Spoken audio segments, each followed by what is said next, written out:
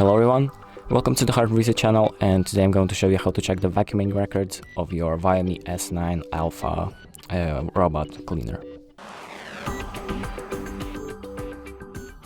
So the first thing we're going to do is open up the Xiaomi app and make sure that the vacuum cleaner has been connected to the app prior to this.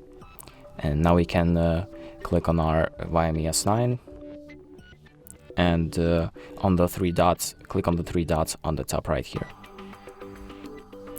And so here under the function settings section, you have vacuuming records. So if you click on that, you're going to access to all of the records. So for example, the overall duration, overall vacuuming, and how many times it has vacuumed, and all of the specific times it has vacuumed. So the dates and times. You can click on that and check what route it took, how much it cleaned, and all of that. And that's it.